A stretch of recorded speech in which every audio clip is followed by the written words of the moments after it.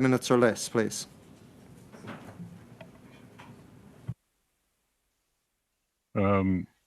Gela Kesla Nino ga Nino sola Nugo Galaga me gaith and laka kwachosutinuch Hachwatmis Muskamok Zaurenoch.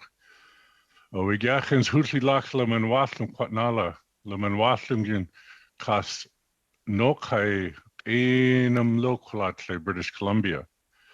I've acknowledged you all as knowledgeable and respectful people, giving me my traditional name of Galagame. I'm from what you may know as the Broughton Archipelago, and the words today that I'm going to share are from my heart on behalf of many, many First Nations of British Columbia. Thank you for allowing me the opportunity to present to you today. I open my testimony to you stating that the First Nation Wild Salmon Alliance completely supports the previous FOPO meeting presenters, Andrew Bateman and Brian Riddell of the Pacific Salmon Foundation and Gideon Mordecai of the University of British Columbia. Their combined testimony outlines extremely well the absolute disaster that is the Canadian Science Advisory Secretariat in relationship to the open net pen fish farm industry.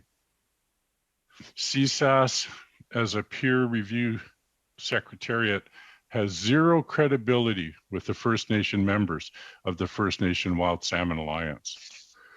When one examines the CSAS process, this is of course no surprise at all. A so-called science peer review process that allows a proponent, fish farm company, industry, and stakeholders, industry associations, to participate from the beginning to the end of this process is utterly and completely lacking of any measure of objectivity or credibility. Canada's environment, wild fish, and citizens deserve far more from government.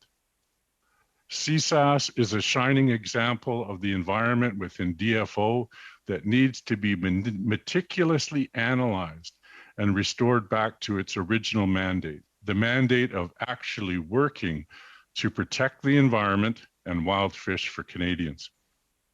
You would be hard pressed to find a single First Nation in BC that would state that DFO is doing a good job in managing wild salmon in British Columbia.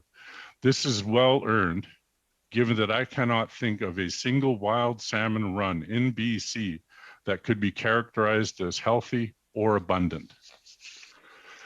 It's oft-spoken, the Aboriginal rights that First Nations have recognized in Section 35(1) of Canada's Constitution, and of course the Sparrow decision of Canada's Supreme Court, and the government's commitment to implement the United Nations Declaration on the Rights of Indigenous People.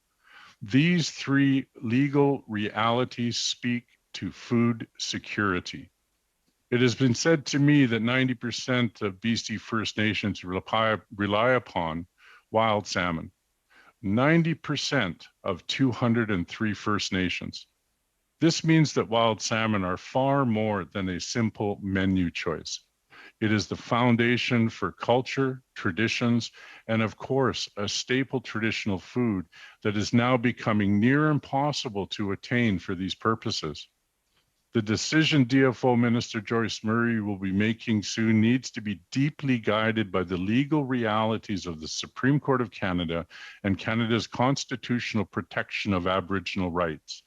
Simply stated, this is a case of rights versus the privilege of a license.